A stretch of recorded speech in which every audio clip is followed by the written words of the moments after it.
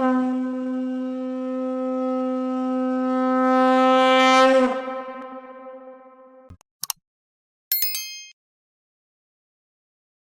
जी, ये बताइएगा, जो काल भैरव मंदिर में दंड और गंडा पहनाया जाता है और झाड़ा जाता है, मतलब नज़र उतारी जाती है, उसका क्या इतिहास है और क्या उसका कारण है? देखिए, इसका इतिहास तो बड़ा ही पुराना है और हमारे पूर्वज जो है 300 सालों से अधिक समय से कालभैरव मंदिर में मंत्रों की साधना कर रहे हैं। सिद्ध योगी स्वर्गीय बाबा रूपनाथ जी हमारे सरदादा थे और उन्होंने ही सर्वप्रथम भैरव जी में यह गंडमाला का आविष्कार किया था।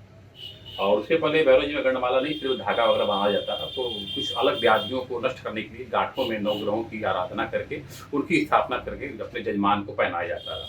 वही दंड जब हम लगाते हैं तो ऐसी मान्यता निपूर्ण विश्वास है कि कहते हैं कि बारह श्याम भैरव देव संसार भय नाशनम अनेक जन्म कृतम पापम दर्शन अर्थात दर्शन करने मात्र से समस्त पाप नष्ट होते हैं।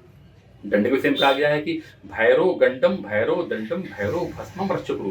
भैरव का दंड, भैरव का भस्म, भैरव गंडमाला धारण करने से व्यक्ति व्याधियों से मुक्त होता है, अर्थात उसके मस्तिष्क की नकारात्मक ऊर्जाओं का शमन होता है। क्योंकि ब्रह्मांड के अंदर भूत प्रेत यक्ष गंधर्व और राक्षस सभी विचरण कर रहे हैं। अब यदि किसी को इस प्रकार की बाधाएं आती हैं तो काल भैरव के पास आने पर जब दंड पड़ता है तो ये दंड उसको नहीं पड़ता।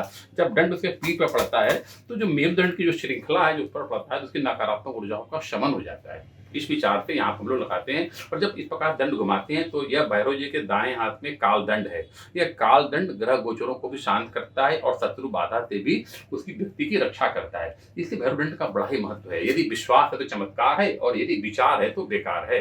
बाकी बाबा की बड़ी कृपा है काशी वासियों के ऊपर। हर हर महादेव।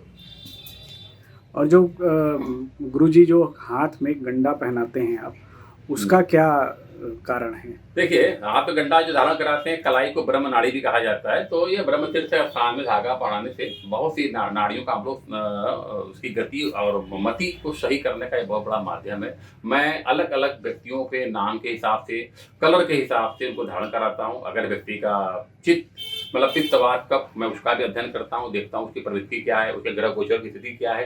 तो उसके हिसाब से हम बहुत से लोगों को लाल, बहुत से लोगों को पीला, बहुत से लोगों को काला पहनाते हैं। काल भैरव का अर्थ बहुत लोगों ने समझ लिया है, काल भैरव सिर्फ काला धागा पहनना चाहिए, ऐसा नहीं है। काल भैरव का अर्थ है काल अर्थात समय, और भैरव जिसके स्वामी है, तो जो भैरव काल का स्वामी है उसको काल भैरव कहते हैं। तो हमारा यह मानना ही निपूर्ण विश्वास है कि काला धागा सबको धारण नहीं करना चाहिए, इसलिए विचार करके धारण करना चाहिए। यदि कन्याओं का विवाह करना है तो हमें काला धागा नहीं धारण करना चाहिए। यदि किसी की शनि की उल्टी तरह चल रही इसमें काला धागा नहीं धारण करना चाहिए। यह सब एक ज्योतिष विषय है, गणना का विषय है।